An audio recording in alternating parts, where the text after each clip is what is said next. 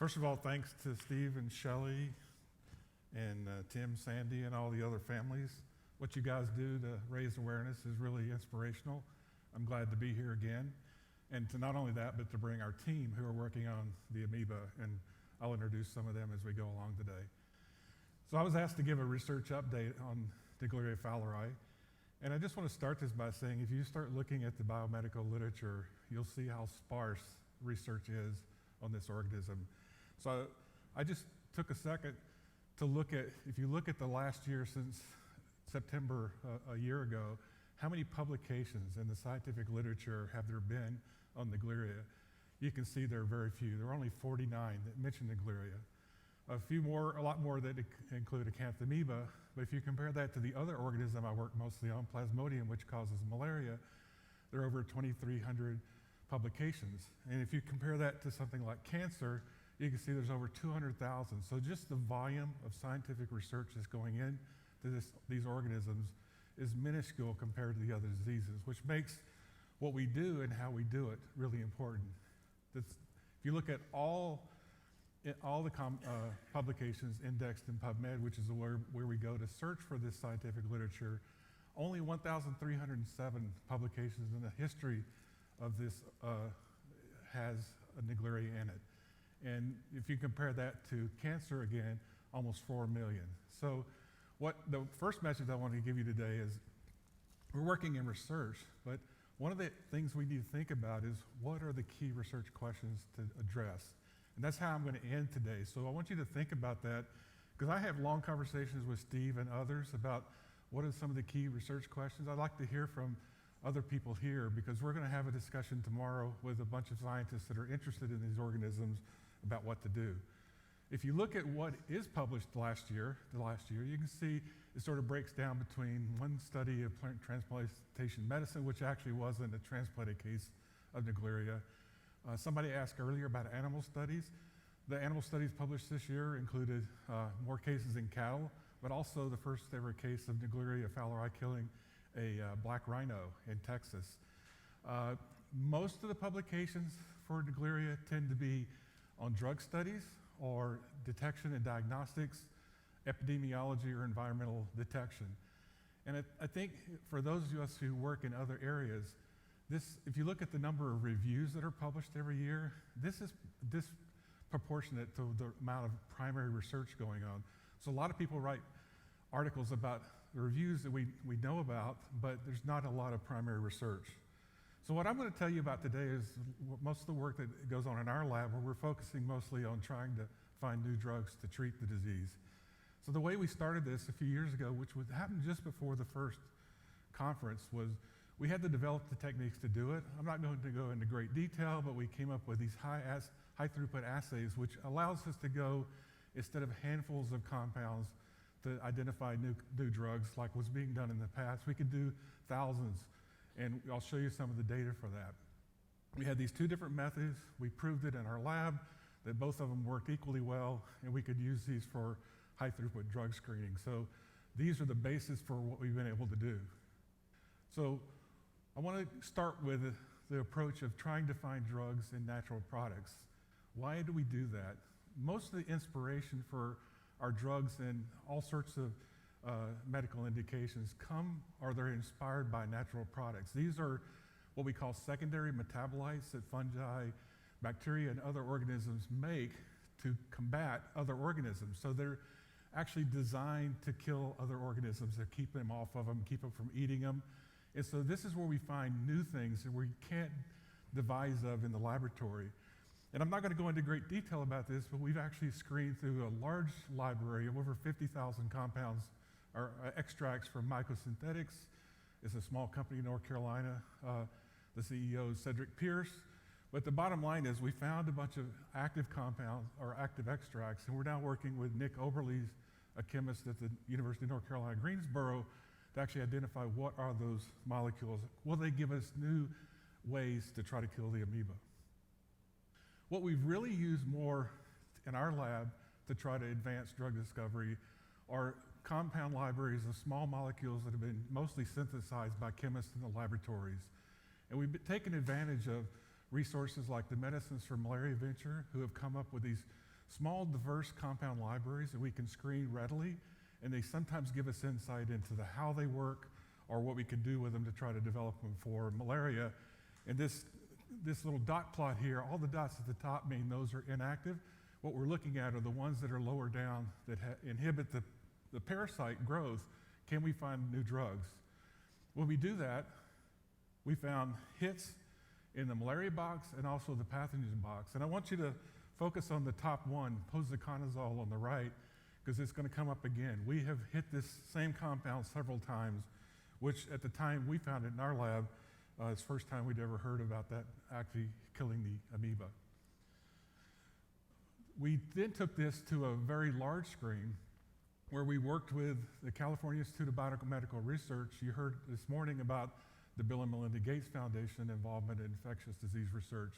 They have funded this group to develop a large compound library of mostly drugs that have either made it to the clinic, or many of the compounds in this 14,000 library are things that have made it into preclinical testing. So that means we have more information about safety, toxicity, mechanism of action, and it's proven to be a really valuable resource to find new targets for drugs or even repurposing drugs. And when we did this, basically Chris Rice and Beatrice Cologne in my laboratory were able, because of our high throughput methods, they were able to screen the whole library for both Naegleria and Acanthamoeba over a weekend. So it tells you how fast we've been able to go. So the summary of these library screens is we've screened natural products, over 30,000 fungal isolates. We've identified nanomolar hits. I'm going to go back to the potency later on from multiple libraries. And we've also seen trends for things that we should follow up, and that's what I want to focus on today. So the first idea is sort of the shortcut. How can we come to a drug quickly when we're doing this process that sometimes takes decades to come up with a new drug? That's called drug repurposing. There's already a drug that's available for some other clinical use, and you find that it has potential for treating the amoeba. And when we did that, we went back to our FDA compound library, similar sorts of data from St. Jude's. And once again, this is a complex slide, a lot of data on there. But one of the hits that we found again was posaconazole, which was a new different azole that's used for trypanosomiasis, American trypanosomiasis.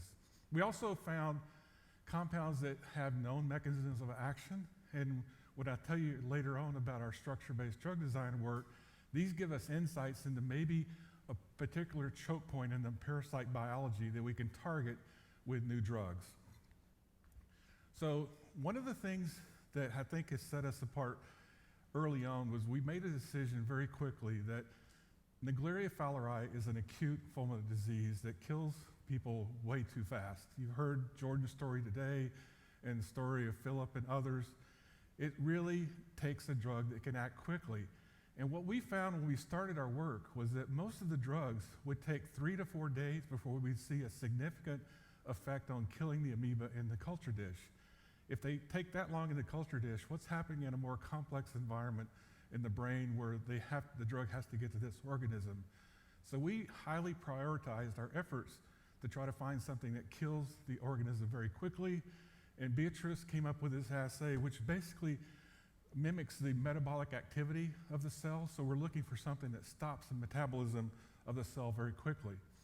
And again, I won't bore you with all the details about this, but what you can see here is a good example. Azithromycin, which is in the brownish color here, it's a very potent drug. We have nanomolar activity of azithromycin when we do our 3-day, 72-hour assay.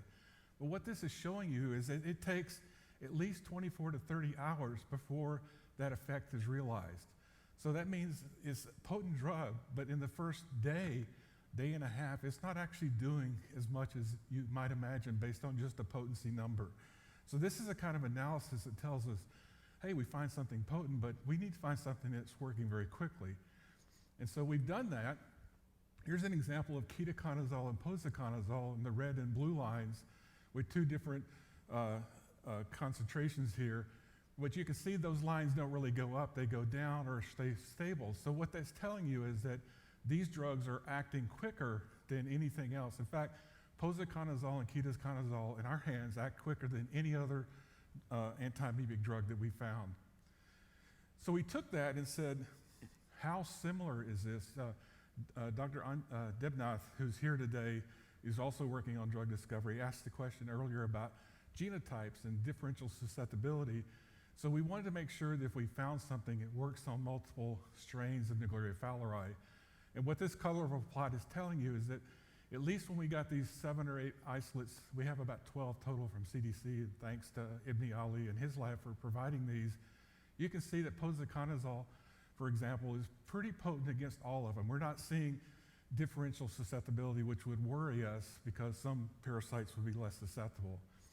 And then finally, how did we prove, and beyond the tissue culture dish, that something like posaconazole might work? As Jennifer mentioned today, there are animal models for this disease. The one that's most commonly used is a mouse, where we can instill a small drop in one of the nares of the mouse with a number of amoeba. In this case, 1 times 10 to the 4 amoeba. We put those in, and about 7 days later, they'll succumb to the disease. So it acts very similarly when we look at how this disease progresses in mice versus people.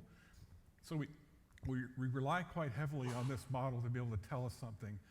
And this is what was exciting to us. It may not be exciting to people who are outside the PAM community, but posaconazole at the higher dose, the 20 milligram per kilogram dose, actually protected 33% of the animals. We've not seen that very often with any drug alone in this model.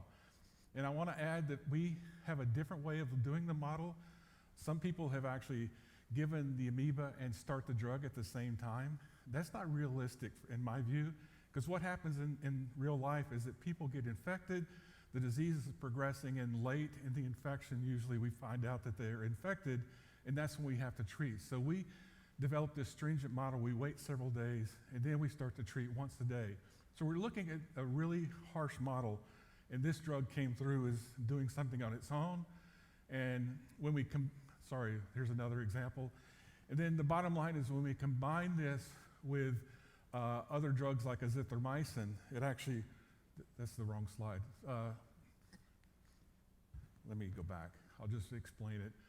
When we combine posaconazole with azithromycin, we even have better efficacy, suggesting they work together, but they're still not 100% effective. The part that was really puzzling to us is that fluconazole, as you heard this morning, Dr. Dumois' talk, has been used for a long time as one of the cocktail of drugs. And when we do our laboratory test, this is amoeba in a dish, put the fluconazole in there, it's not very effective at all. It's not potent at all. When you do the same studies in the mouse, it doesn't have any activity. So I think this is a case where fluconazole got used empirically, and nobody wants to pull out a drug that has been in successful treatment cases. So how do you do this? In our case, we're just saying that fluconazole in our hands is not effective in vitro or in vivo, but posaconazole in both of those situations seem to be more active. So if you look at the summary of things we've done with this posaconazole, we first identified a number of hits from these libraries. We prioritized on the fast-acting drugs, which was posaconazole. We then looked at fluconazole and showed that it wasn't as effective. And then we finally followed up with equally potent against the isolates and showed in the in vivo model that this might be more effective.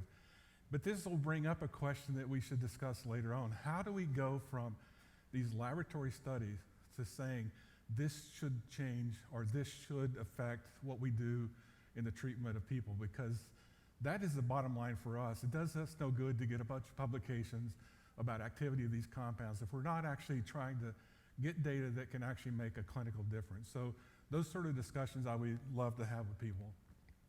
The next thing I want to tell you about is that when we start thinking about drug discovery, a lot of people just go and look and say, oh, we found something that's effective or active in a tissue culture, and we report that. But what happens in drug discovery in the modern era is that you actually start at the end. And that is, what is it you want to have at the end of the day to treat PAM? What are the characteristics of that drug that you should be looking for so that when you're very early on, you can start looking at those and selecting the ones that have the best chance of getting what you want at the end. And so what we came up with is what is known as a target candidate profile. And on the far left, these are the criteria that we're looking at. And I organize this by the top one is the most important in the descending order of importance. So in my view, the rate of action, of onset of action, is one of the key criteria. We want something, because of the Naegleria fowleri, we mentioned how fast it goes. We want something that kills the amoeba very quickly. So we're looking at something that can reduce the number of amoeba in our tissue culture dishes by 50% in less than 48 hours. And you see in the middle, those are minimum essential criteria versus ideal. You never get a drug, unfortunately, that all the things line up in the ideal category, so you try to figure out what is the best way to go forward. The next thing is potency, and I have a really strong feeling about this, and I'm not trying to pinpoint anybody in the literature that's done this, but when we think about potency of a drug that's going to be clinically effective, we're usually in the nanomolar, which is a very small amount of drug. And we're getting reports of this is a new active compound, and they're 50 to 500,000 times less potent. And that's fine, and it may lead us to something better, but many times we're not going to the point of actually getting into the realm of reality. And I think this is something that should be changing in our field. We need to be looking for compounds that have activity in this lower, where small amounts of drug have an important impact, because we have to get this drug through the body, into the brain, at the amoeba. And that's a very complex way to get a drug in and get it there in a high enough concentration to kill it. And you have no chance if you're starting with something that's physiologically not relevant. The next one is mechanism of action. We don't need to know the mechanism, but what we do want to have is something that kills it. Some drugs will just stop a cell from growing, and then you pull it away and they start growing back again. We want something that actually interacts with the amoeba and kills it. So a cidal drug is actually much preferred. We want a dosing regimen. You heard about miltefosine. If you have somebody who's comatose, you have to break up the tablet and introduce it through a nasogastric tube. So primarily for PAM, we need something that could be given IV, or even, as was told this morning with amphotericin, directly into the brain. Regulatory approval, that's important, but with a disease like PAM, if we had reasonable safety data, we could probably get something like an investigational new drug application to the FDA much easier than it would be for something that would be used for a lot more people. And then safety, of course, is important, but again, when you have a disease that unfortunately kills more than 97% of the victims, we need something that works and is safe. But safety is important, but not the highest thing on our priority. Availability is always important, pharmacokinetics. And I think one of the things that might be a question mark for some of you in the audience is, I have blood-brain barrier permeability pretty low down here. And of course, when we're thinking about amoeba in the brain, we think the drug has to get across that blood-brain barrier. This is our body's natural way of keeping toxic things away from your brain. But what happens in this infection is it actually starts breaking down that blood-brain barrier. You get this edema and pathology. So it could be that our posaconazole results would not be expected, because posaconazole doesn't necessarily have great permeability in the brain, but in the case of a diseased organism where the brain is more leaky, this may be getting in. So we lowered that down on our priority list, but that's debatable. But my point here is that we can talk about now what are the key criteria.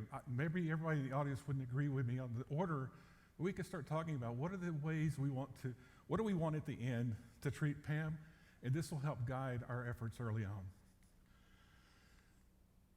Okay, there. So I'm really happy to report that this huge effort that we've done over the years with screening these large libraries, with Chris Rice and Beatrice in our lab, have really identified we're around 58 hits. These are hits that are low, less than 1 micromolar or 10 micromolar at the worst hits. And so we're now using that candidate profile I just told you about to help prioritize the drugs to go forward, and then to test those in the animal model and see what happens. And we're very fortunate that if their budget doesn't crash with NIH, we're supposed to get a grant starting in January to actually finish this work and test these ideas in the animal model. And I want to end with something that, with other diseases, is just sort of the way that people approach it. And that's called structure-based drug design. This is the way that you actually identify a target, like a protein in the organism you're trying to kill, and you design something that specifically interacts with that protein in a specific way so it only targets that protein. That way you don't have to worry about toxicity to people. It's actually going to interact with that protein in the organism. This has not been used widely in infectious diseases until more recently. And with Naegleria, now there's actually 2 groups that are starting to do this, and one of those is IRES. We call our group the 3 Amoebas Consortium. And I'm not going to go through all the details here because I say 3 amoebas because we're working not only on Naegleria, but Balamuthia and Acanthamoeba. And this pipeline here shows you the process of how we take the early information about the biology and the target, and we go all the way to designing these drugs. Now, this is only possible with a team approach where you have all the different expertise that's needed. So our 3 Amoebas Consortium includes my lab, which includes Chris Rice, Emma Troth, and Cassie Russell. The EPIC group, led by Jim Morris at Clemson, and Jillian and Sarah, who work in his lab. They're working on the biology of the parasite, developing tools to be able to actually test the idea. If we inhibit this target or we get rid of that target, does the organism die? These are tools that haven't been developed for Naegleria that are widely available for other organisms. And then it's really important, you can't talk about doing drug discovery unless you have chemists involved. So at Northeastern University, we have Roman Manich. At the University of South Florida, we have Jim Leahy and their labs. Both of them are excellent medicinal chemists that have different expertise with new ideas about how to make drugs. And Jim has lots of industry experience with actually drugs going into the market for other diseases. We also have the University of Washington, which is led by Wes Van Voorhees, who's here today as well, and Lynn Barrett and Kaylee and others in UW. Wes is an infectious disease physician as well as an expert in drug discovery for parasitic organisms. And it's been great to have him involved in the team. And then Isabel Fan is here from the Seattle Children's Hospital, who's helping us identify those targets. And then all of this is founded on something that's funded by NIH, the Seattle Structural Genomics Consortium.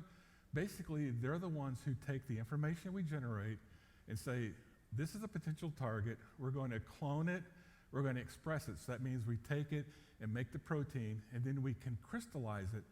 Now, I'm not a structural biologist, so I'll explain it to you the way I understand it. It's like you're able to use X-rays to actually look at the minute detail of this protein so that you can design a drug that goes right into that pocket and would interact with that protein in a way that would kill the organism.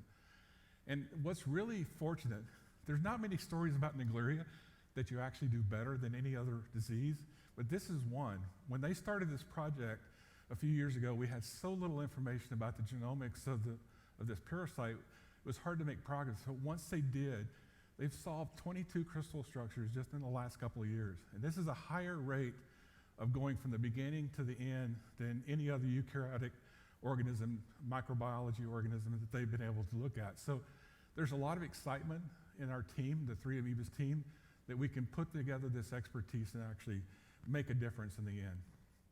We're going to hear much more from all the people involved in this tomorrow in our meeting. And here's some of the crystal structures. The first one on the left is glucokinase, which is a target that's one of the favorites of the Clemson group. They've been working on that for a few years. But this is the sort of information we get out of that. And if you're like me, you look at this, it's a pretty ribbon diagram. But the real experts can look at this and come up with ways to target this with a drug. And so I want to end this. I know Steve just changed the format on me. But I want to end this with what are some of the key research questions. Now, I think about this all the time. I think the first 2 are the most pressing, urgent needs, unmet medical needs. We need new, rapidly acting drugs to save lives. We need the kind of rapid diagnostics we heard about earlier. We need those widely available. Beyond that, I think our fluconazole story tells us, do we really know that we have the most effective cocktail of drugs? Are all these drugs really needed? What are they doing? And I'm not saying for a second to change the clinical treatment right now, but I think we need to understand, we could, as a research community, can go in and understand, is rifampin really doing something? If it's doing something, is there another drug that could do that better? And fluconazole is an example where maybe we used it empirically and we shouldn't have. The most pressing question I get all the time, and I wish I had an answer, why some people get infected and others don't. We don't really have a good answer to that. And there's some ways we could start to approach it, but I think this is one of the things that a lot of us ask ourselves almost every day, why? And there's some ideas that we should be able to test, and we have Ashley Mosman here from Duke University who's doing some really innovative work that may guide us in that information, and he'll be here tomorrow for the meeting. And then Jennifer was talking about the environment. What puzzled me, when I was a graduate student working on this organism, I used to grow them out at 45 degrees centigrade. And I thought that was great because nothing else really grew, right? You could get the amoeba growing out and fungi and everything else is dead. But then you start thinking about it, why are these amoeba set up to grow at such high temperatures? Because in the water at these parks that Jennifer just told us about, it never gets to 45 degrees C. Why are they optimized for such high temperatures? I think there's some basic biology there that could help us with understanding these organisms. And then lastly, this was the opening for anybody in the audience.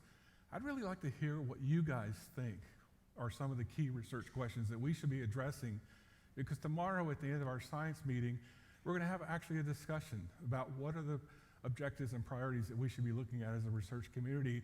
And when you get a bunch of science nerds in the same room, we're going to come up with things, but I'd like to hear from the community about what you think that we're missing. And so if we don't do it now, we can do it during the later question and answer session.